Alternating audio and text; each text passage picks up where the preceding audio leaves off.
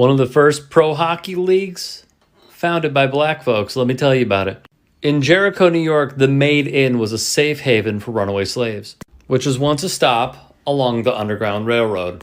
The building was the home of Valentine Hicks, an abolitionist. Late 19th century Canada had about 21,400 black people, a far cry from today, however. Historian George Fausti would say there were these isolated communities that surrounded white ones in Nova Scotia. This was also at a time when black people were not allowed to compete in certain sports. Thus, they formed the Colored Hockey League, though it was actually formed by the Baptist Church with one goal in mind: bring in young black men to Sunday worship, but at its conclusion, play each other in a hockey game. Per Fausti, it had been around since the 1800s, and the league was officially founded in 1895, which predated the National Hockey League. Its founder, James A.R. Kinney, in the middle, viewed this league as black pride and independence in Nova Scotia. Two visionaries, Henry Sylvester Williams and brother James Borden, saw its importance of using hockey to encourage the advancement of black men. As for games, teams were only permitted arena access after the white leagues were finished. And guess what? The games often outdrew their white counterparts. The Acadian Recorder gave them a ton of press and noted the players were more physical in this league, with body checking and cross counters or short punches. Because you see, the white way of playing hockey, slow, calculated, and possession heavy. Sports historian Bob Dawson also went over the racist tropes that went into how their white counterparts viewed them, which you could see here.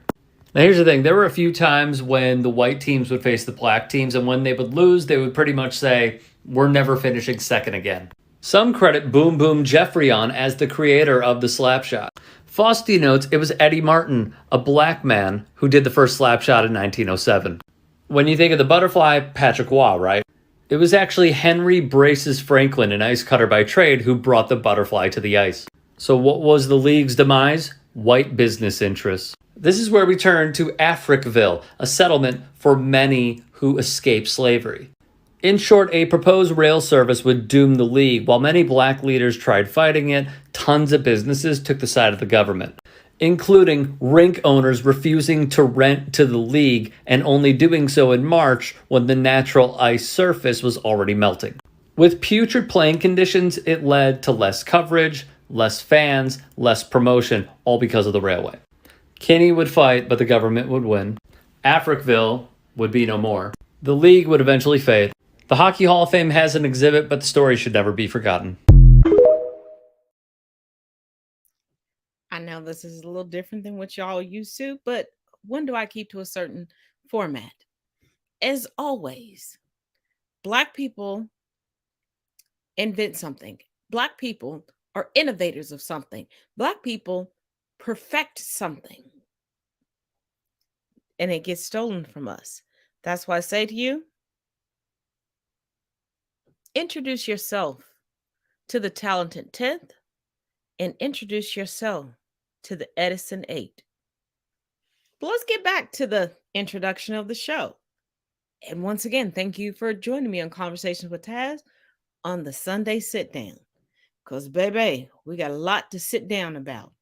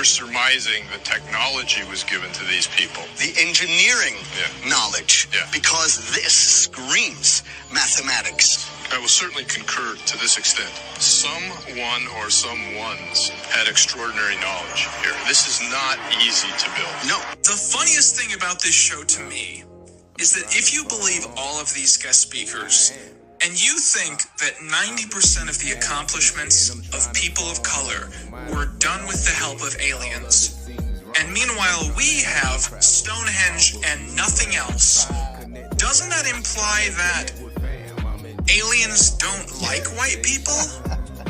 I mean, aliens were going across the globe throughout all of early civilizations and meeting with all these different people and helping them invent things and helping stack structures and building pyramids for them, except for us.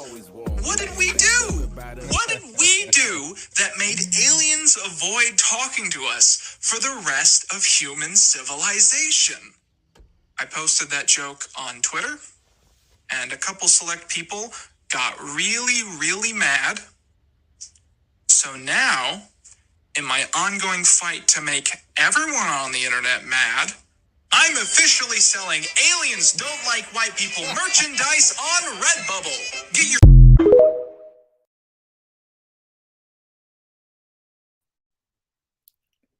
Since we already have the introductions out of the way, let's deep dive into it. Have you not noticed that when it comes to melanated people, we're never able to get credit? It's aliens, it's the Illuminati, it's all these other things that try to explain our intellect, our talent, our drive, us becoming successful, but nobody has an excuse for the mediocrity that is just so well coveted regarding white people and makes mediocre white people famous or infamous in the case of the Kardashians. I said what I said. Like today, Kylie Jenner is going viral because she finally released pictures of her baby and the new name she decided to give her baby.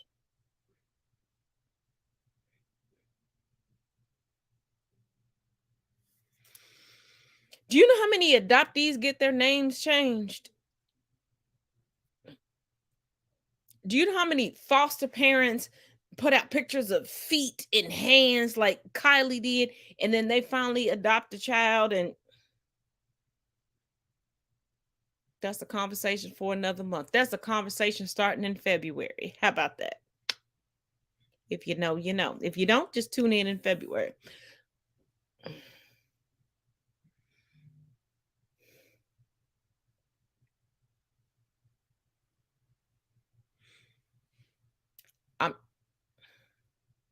I'm not gonna go on a rant because we have a lot to get through tonight. So I'm gonna try to govern myself accordingly. I make no promises. I said I'm gonna try. But as always, let's update ourselves on some stories previously reported on this channel. Most notably, the 6-year-old shooter. Now, I know that there are members of the disabled community that say that they are advocates for children that have IEPs, and they said they've never heard of an IEP where a parent has to be in the classroom. I have.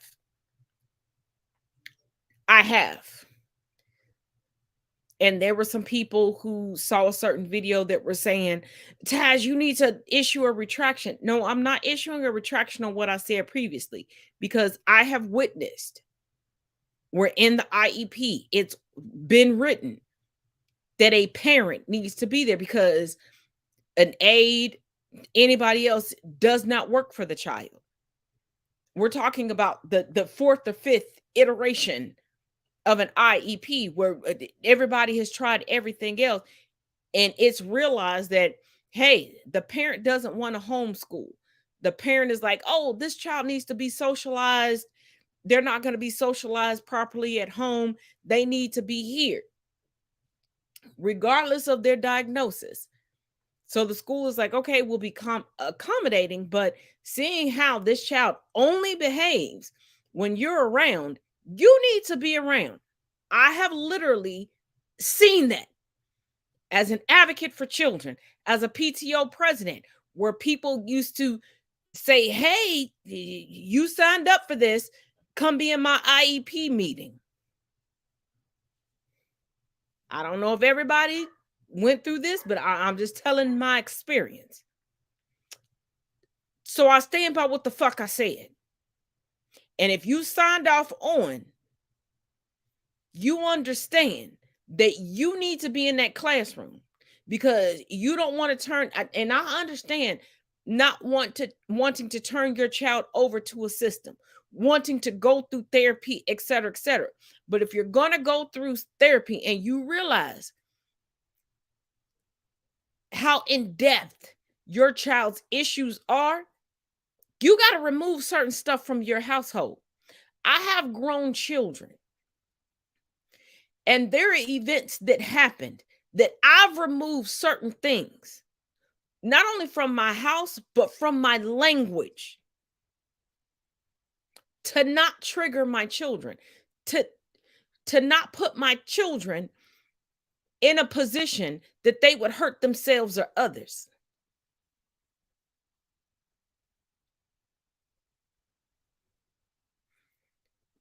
You got to evolve as needed and as necessary. But let's get into this trio of videos. I'll see you in 2 and 2. You know how we do. So I was planning to do a video today to update on the 6-year-old shooter in Newport News, Virginia. We found out late this week that the child has an acute disability that required his parents to be with him, one of them, at all times at school. A couple of hours ago, though, the New York Post put up this story and included this image. So here you see an image that's familiar to us of Abigail Zorner. We see a picture of the school, right? And then we see a picture of a small black boy with his face blurred out. When you pull up this story at the New York Post site, you'll see the image again of this child. And at the bottom of the image, you'll see the photo credit. It's credited to a woman on Facebook named Brittany Gregory. So the implication from this image being posted is that the child in the image is the shooter. We don't know that the child in the image is the shooter. The photo credit does not say that this is the boy that did the shooting, but the implication, of course, is there. I read the story, and Brittany Gregory is a parent of a child who's in the class with the child who did the shooting. And in that story and in earlier stories in the Washington Post, she had talked about the fact that the child was a child in her classroom, the trauma that her own son was dealing with from being, or her own child was dealing with from being in that class, and the aftermath of it all, and said some things about the child, including I think her child told her that this kid was a bully. This wasn't someone that was her friend. Actually, that was a response that she left to a question that someone asked on her Facebook post. So if that photograph is indeed a photograph of the child who did the shooting, then we now have the information that was missing. And of course, the internet responded with all of the things you would expect them to say. I'm going to have to do a part 2, but I'll just put this one up for you, for starters. Didn't need much to go that far. One photograph, and here we have a whole narrative. It's really yucky outside, so I came in to do this second part. So On that last video at the end, I shared one of several unsavory comments on Twitter regarding the race of the shooter and the narrative now that is going to be told. Here are just a few more. This one blames Black rap groups and Black culture for creating this problem. This one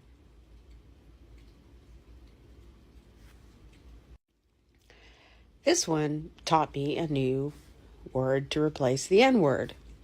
Wow.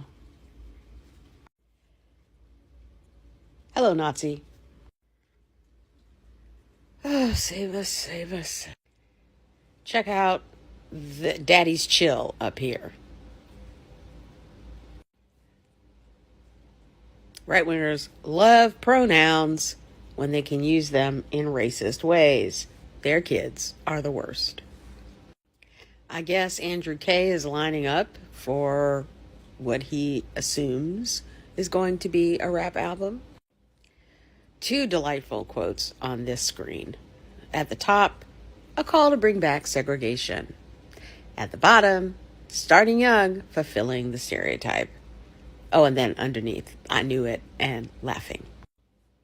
Wakanda. Wakanda. Little Thug. That was just a small smattering of the foolishness that I saw on Twitter, and I'm sure that as the story develops, we will get more of the same and, of course, some more sophisticated takes on those hot takes. And yes, there are lots of people still calling for the parents to be the ones who should be criminally charged for this happening, just as it was happening before. But you know what's missing from this narrative? Any compassion, any sense of the difficulty the parents, the child, the teacher, in trying to navigate the maze of dealing with what the news reporting has termed an acute disability.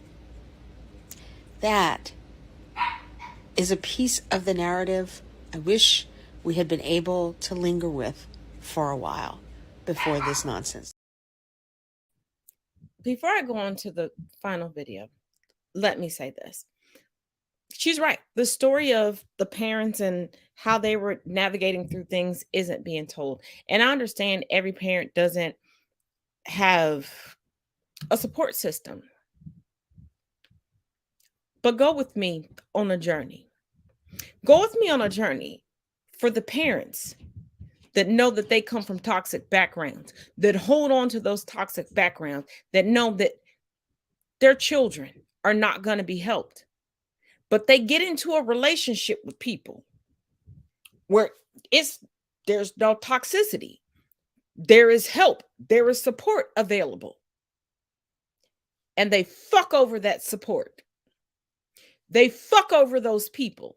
They talk down on those people. They're like, I can only be at your house for like 20 minutes. And I got to go. I need to be over here to the people who don't give a shit about me. I know you dropped hundreds of dollars for my Christmas, my kids' Christmas, my birthday.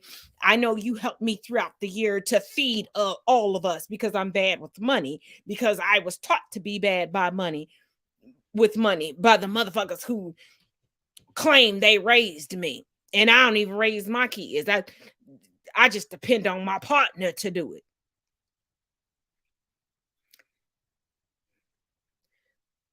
But in this instance, the parents showed up for an IEP that they signed off on.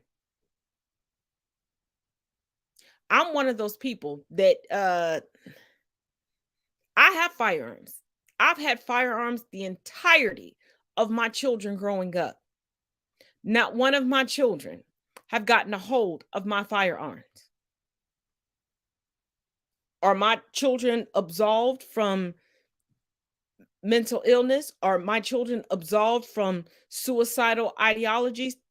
No, absolutely not. Have they been able to get a hold of any weaponry in my house. No. No. Fortunately, I've never had a child put somebody else in danger. But if they did, I wouldn't refer to them as my child's teacher or my child's pastor or my child's friend. I would refer to them by their name. They are owed that respect. If my child puts somebody else in danger, I don't give a fuck what age they're at.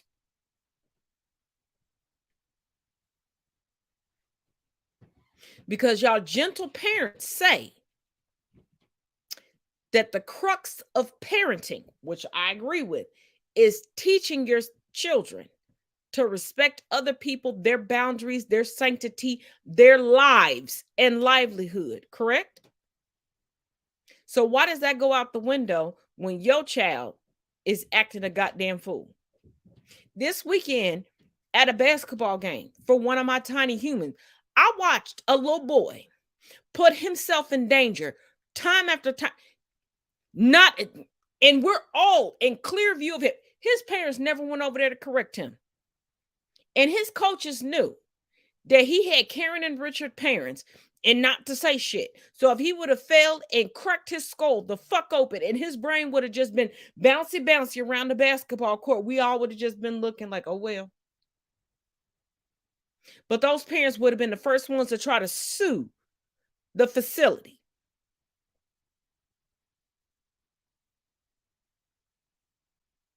Tell me I'm lying.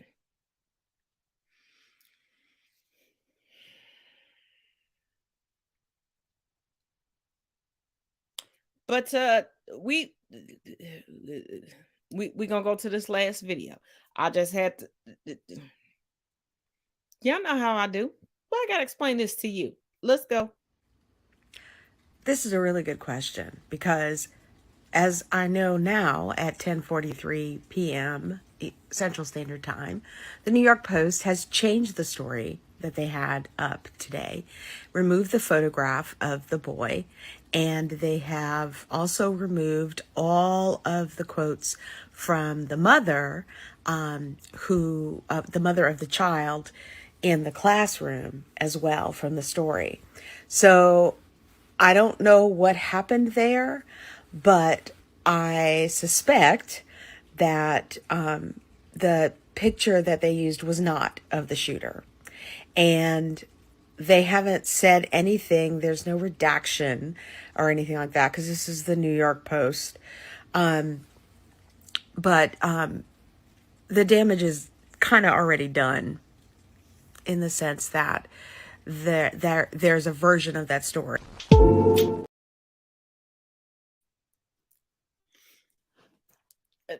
Let me step in here real quick. I'm going to tell you what happened. No, that was not the shooter. 2, I'm going to go out on a limb and say that the person who claimed to be a parent of a student in that class is not a parent of the student in the class. It is another racist that's trying to perpetuate a racial trope. That's why they just quietly redacted it. But they know how long they let the original story go with the original picture. Now, the fact that this child brought bullets to school a week before, was searched, and then still allowed to be in class with the IEP that this student had,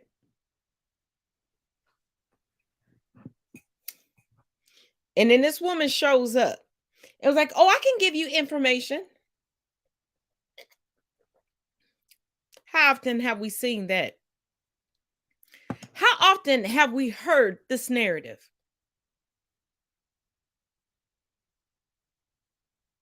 And then they pull her quotes, because if the picture was just wrong, if she got it wrong, if her child was so traumatized and picked out the wrong person, because, you know, we all live in law and order land. We all live in NCIS land. We all live in criminal minds land. We all live in Hawaii Five-O land.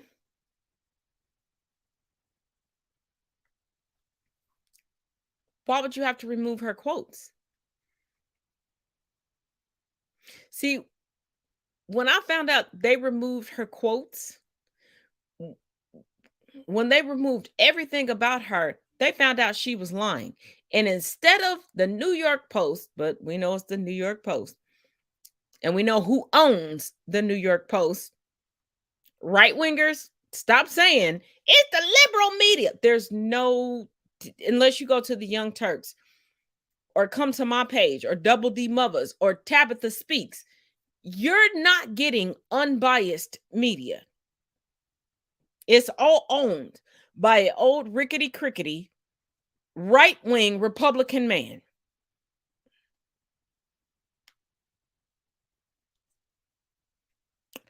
But anywho, once I realized all of her quotes were removed, that's when I realized this was just a racist woman that reached out to a publication to put out a narrative. And I bet you she's friends with the family of the 6-year-old shooter, because they want to sow discourse ahead of any trial, ahead of any prosecution, ahead of any indictments, ahead of any grand jury hearings. It's Kyle Rittenhouse 2.0. But as always, I told y'all, buckle up, get comfortable. This is gonna be a long one tonight.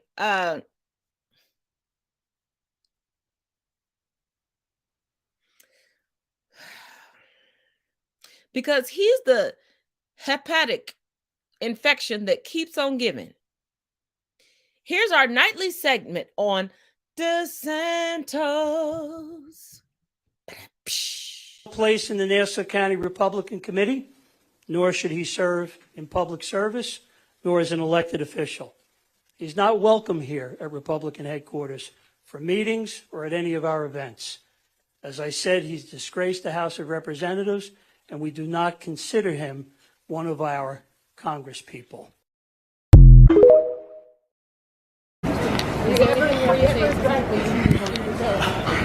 Not a drag queen in Brazil, guys. I was young and I had fun at a festival.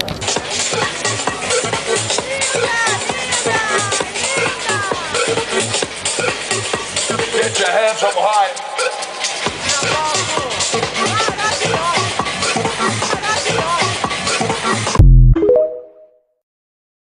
Guess what, girl? He admitted it. The internet is forever. He admitted it. That's him. But then he goes on to say, I'm no queen. Girl. Girl.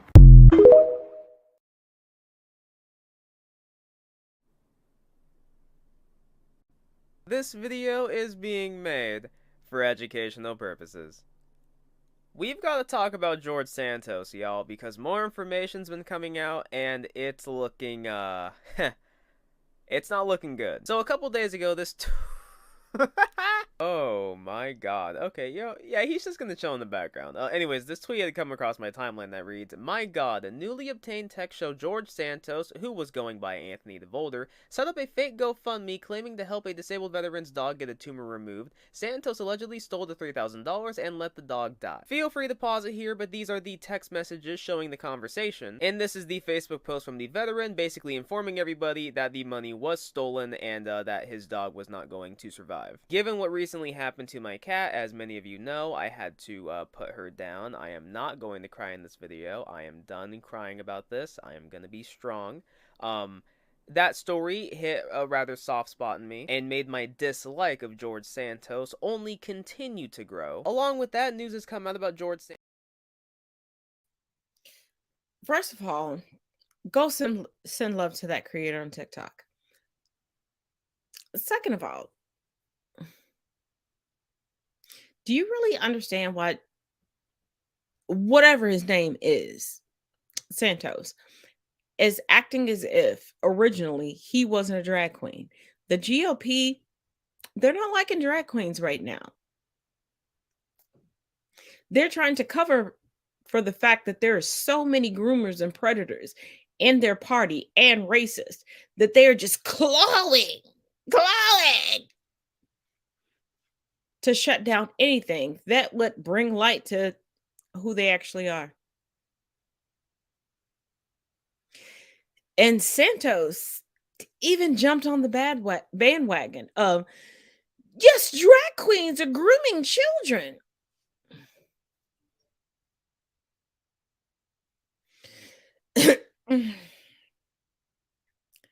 Before we continue on this rabbit hole, let's jump into this ad. And thank you to anybody that orders from me. Love you, Oodle.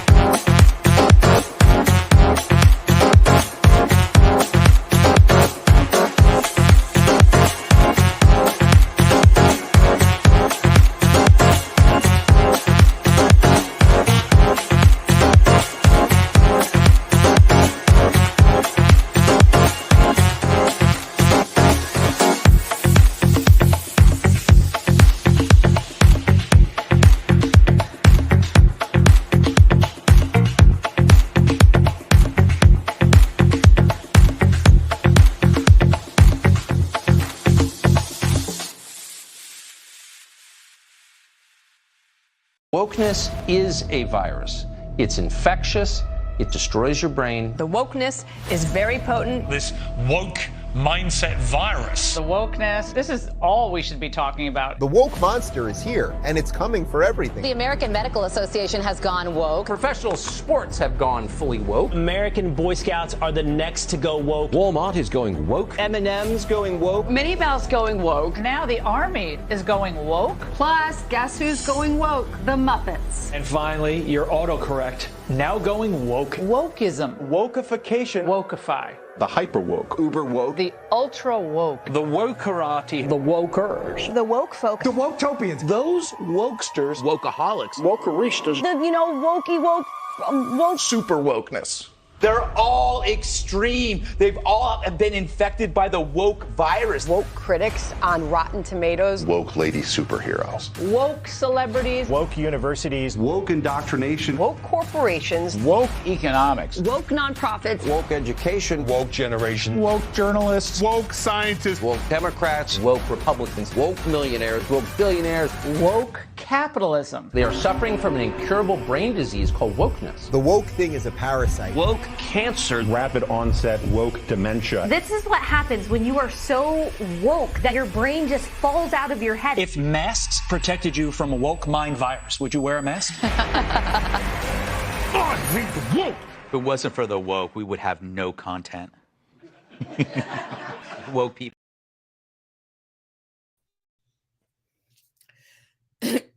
And now you do realize recently it had to be proven with a definitive definition as to woke. What is woke? Woke is intelligence. Woke is critical thinking. Woke is inclusivity. Now, rewind. go back and watch that last segment with that definition in mind.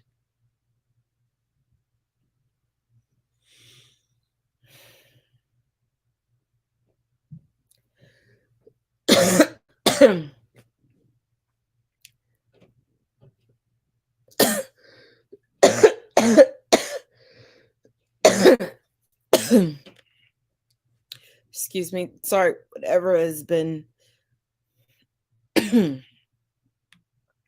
ailing me since October. It's still here, but we're going to still keep persevering until I'm no longer here. Whether they figure it out or I ascend to the ancestors, I'm still going to be here. Shit, I'll be here in the hospital bed. I don't give a damn.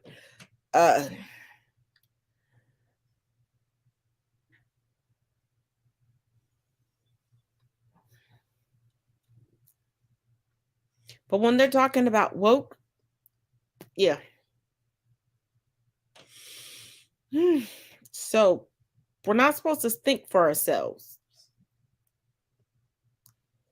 But those that are not thinking for themselves willingly call the rest of us sheep. How the fuck does that work?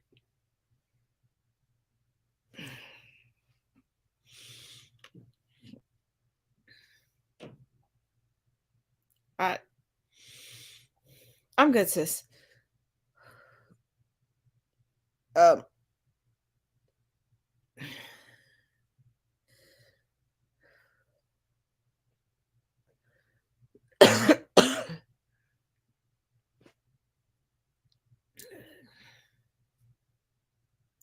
Take a look at this. Take a look at this clip. If you don't watch Fox News, here are 5 totally real and definitely not made up stories that you might have missed. DC is now Somalia. Isn't it crazy that this is our nation's capital? Yes. And it's basically it's a Somalia? If you're wondering what the capital of the richest country in the world and Somalia have in common, I'd like to remind you that about half of DC's population is black. At least they're consistent. Philadelphia is about 44% black, and according to Sean Hannity this week, Now Philadelphia is hell on earth. House GOP members are allowing indoor smoking again.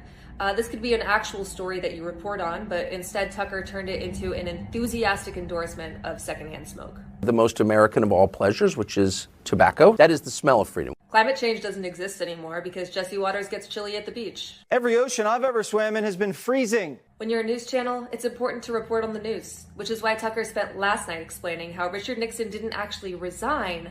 He was ousted as a part of a deep state plot with Gerald Ford. The FBI's COINTELPRO program, which was designed to secretly discredit political actors the federal agencies wanted to destroy.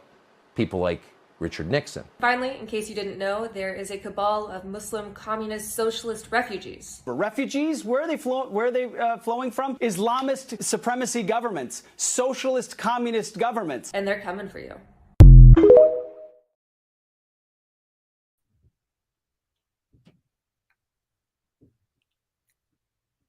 Y'all know I've been waiting for this, right?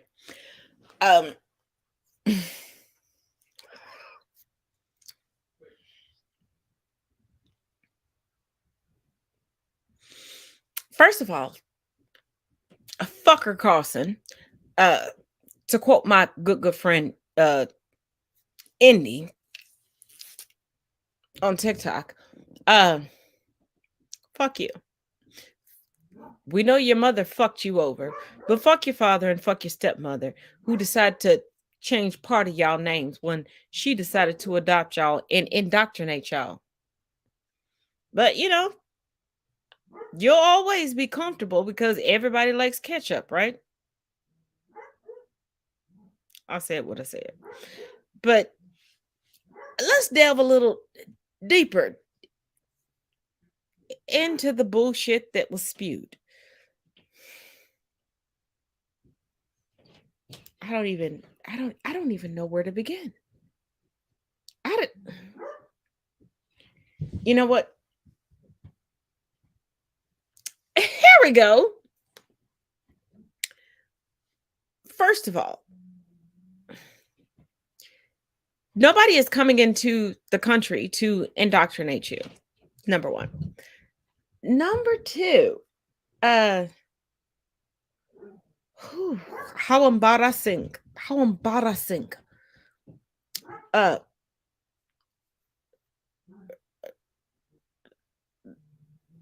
you want to promote menthol cigarettes because as much as you hate black people, how many white people do you think smoke menthol cigarettes that are not trying to culturally appropriate black people or emulate black people?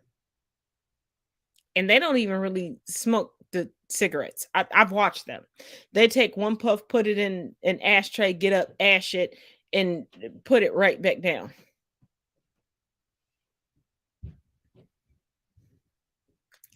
They're like them fat ass camels where they can get all the carcinogens in.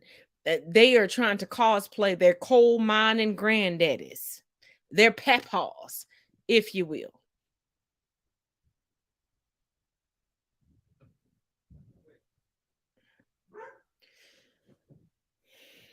You know what?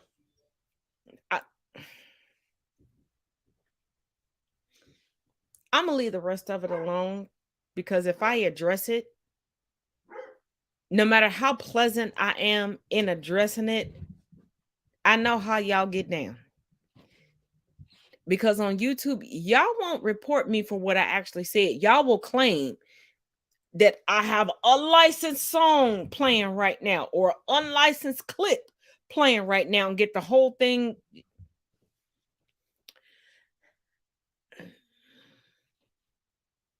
Let's go into white girl privilege, aka crime girl. That's what I call her. And before you judge, pay attention from start to finish. After catching her boyfriend texting a minor, this woman is now on trial for his murder. 27-year-old Shay Groves called her friend Vicky on July 17th of this year. Through FaceTime, she told her she had a big secret and she had to promise not to tell anyone. Shay then showed the body of her then boyfriend, 25-year-old Frankie Fitzgerald. She told Vicky, quote, "I've done him." He had been fatally stabbed 22 times in several places. Vicky thought that this was a sick prank because Shay was giggling as she showed the crime scene. So to prove that it was real, Shay shoved the camera super close and showed the disturbing wounds. Vicky asked what happened. Shay told her that they had gotten into an argument and went to sleep.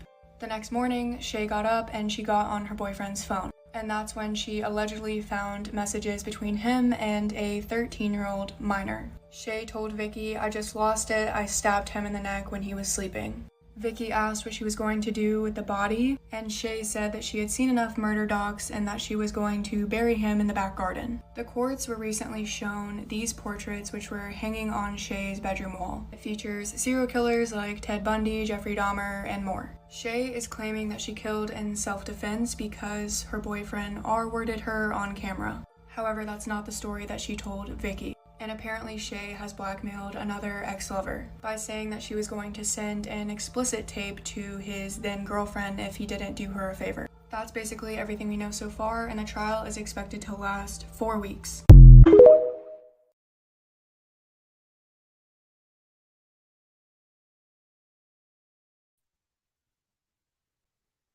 Did y'all hear everything that I had to say?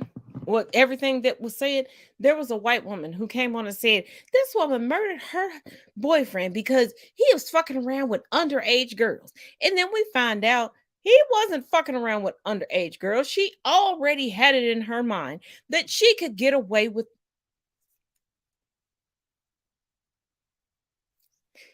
This is the top tier epitome of white privilege. This is why we have shows like Snapped, like, Kill Thy Neighbor. And I could go on.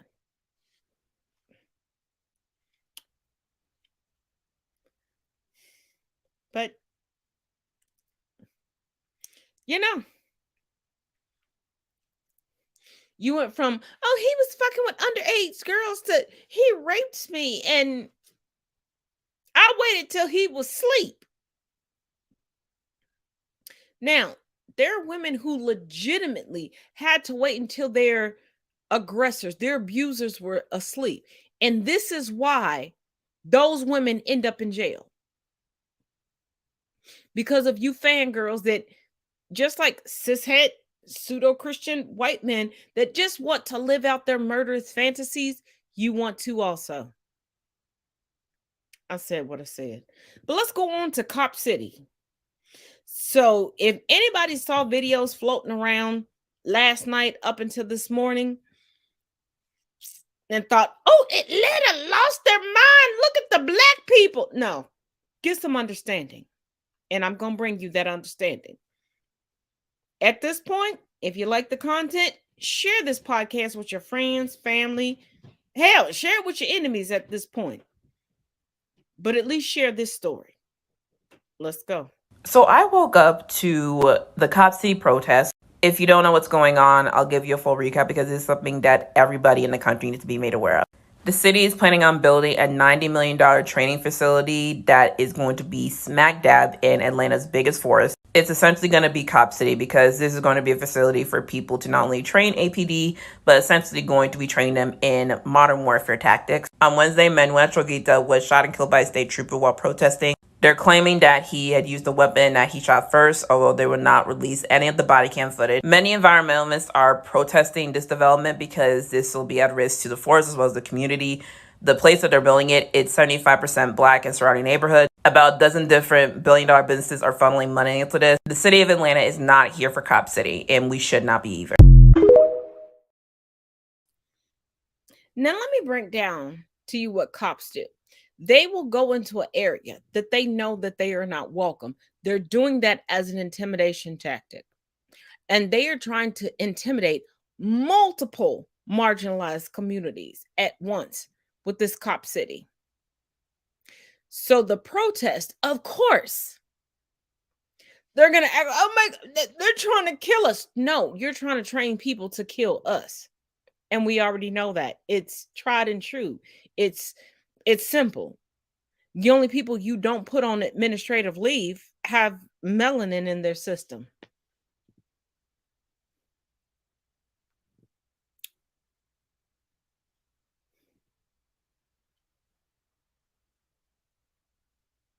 Tell me I'm wrong. But remember Diamond and Silk? And we know Diamond just recently passed away. Now, how would you feel if your sister, your brother, your ace boom coon turned your memorial service into something about someone else? Like, even in death, you were being used to grift. And before you say, oh, Taz, is your shoulder dislocated again? That's a reach. No, baby. No, baby. No, baby. No, baby. No. Let's run all of this footage. Diamond from Diamond and Silk passed away. This is how Trump treated the situation. You know, the world has lost one of its brightest stars, real star, but I see that we have another star who is equal to, but she stepped up and she is different. I'm serious. I thought I knew them both. I didn't. I knew Diamond, but I didn't know Silk at all. I just learned about Silk. You're fantastic. You're going to carry on beyond anybody's wildest imagination. Even after Diamond poured her soul out and praised this man,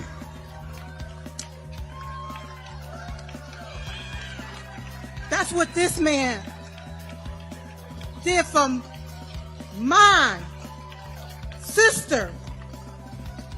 He didn't waver. He didn't think about it. He said, you know what? I gotta be there.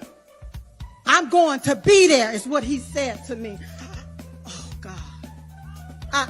This is what a president's supposed to do. See, Jim Crow Joe Biden ain't called me yet. he returned the favor with things like this. And I don't believe, they told me, I said, give me a little time, because I have a lot of people waiting for me back in a place called Palm Beach, Florida. They said, give me a little time. What do you think it'll take? Oh, about 15, 20 minutes, in and out. I said, what could take longer? This is a little longer than 15 minutes, right? And then, of course, old Donnie couldn't resist a chance to make it all about him. How do we stop it where you get more votes but you still don't win? And the answer is the Republicans have to get tougher. The top people have to get tougher. And you have to really swamp them. I'm going to let the rest of the videos play. But I would come back and haunt the fuck out of my siblings if they allow somebody to make my memorial service about them and then claim, especially if I had Diamond and Silk was a duo. Trump wrote them checks. I mean, they were very low value checks, but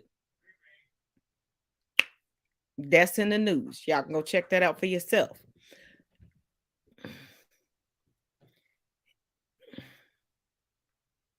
He had them on campaign trails together.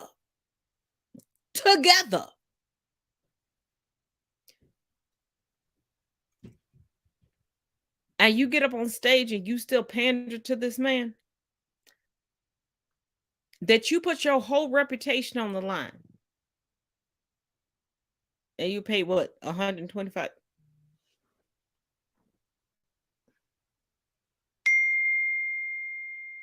We all know where that crowdsourced money went to, because Silk, you and Diamond were already millionaires in your own right. You did not need help to preserve her legacy or to bury her.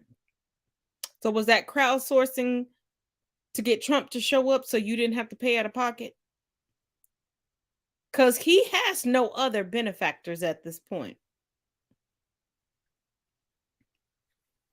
But let's roll through the rest of this memorial service. Y'all better not ever do this to me. I will haunt every single one of you motherfuckers. Are Americans being poisoned in the wild when they want to depopulate and sterilize a large group of animals? They usually inject one animal, and then that one animal infect the rest of the animals. So technically, and according to the science, it doesn't matter if you're vaxxed or not, as long as the gain of function allows one injected person to transfer. So you're admitting your sister died of COVID? And you're saying it doesn't matter that she fought against the vaccine, that she was going to die regardless? So when you going to die? When you going to die, Silk?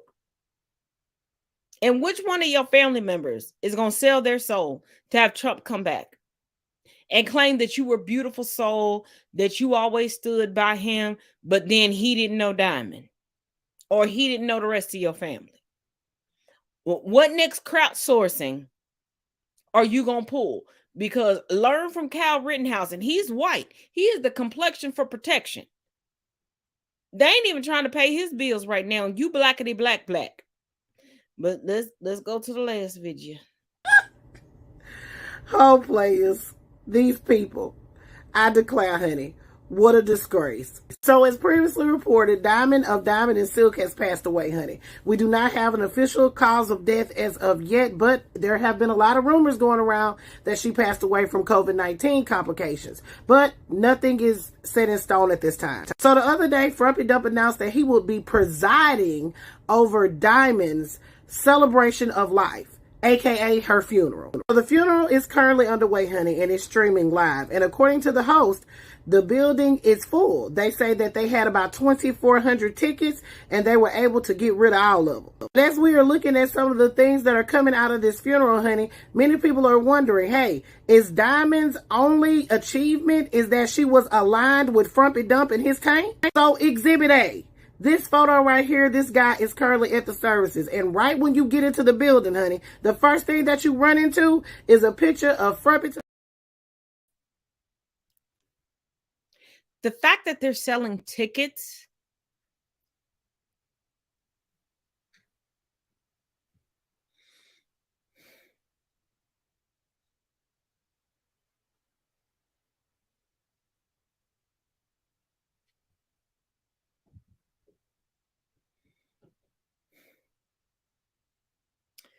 The fact that they are selling tickets, how many family members distance themselves from y'all?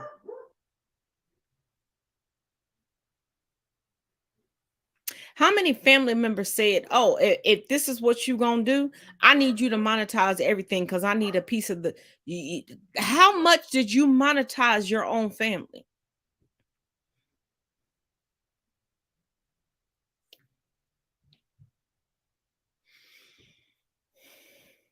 And I'm doing my best to keep my composure because I'll be damned if I live a life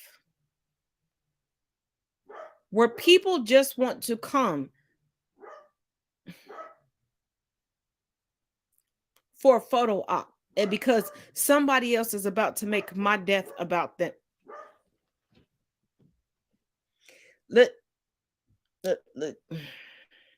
Let's go into the connection between the military and January 6th.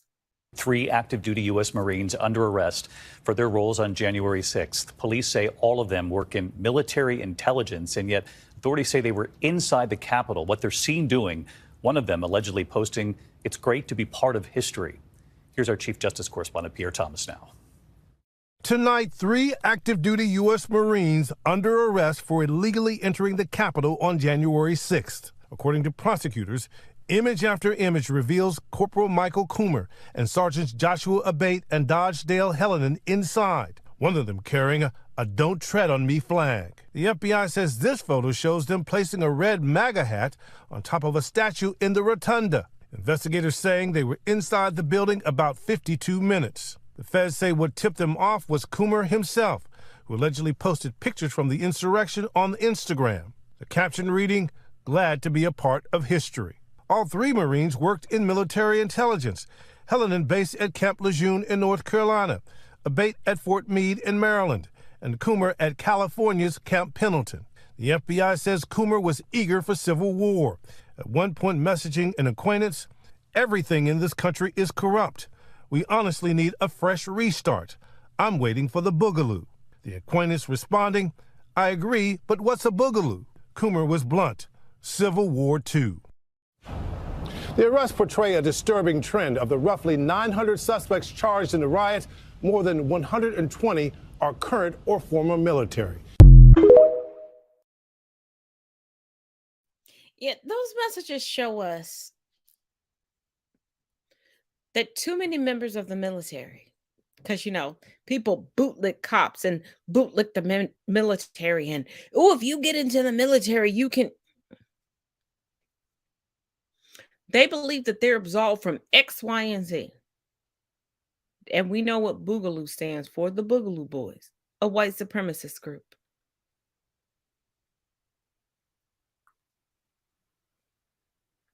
So do with this information what you will.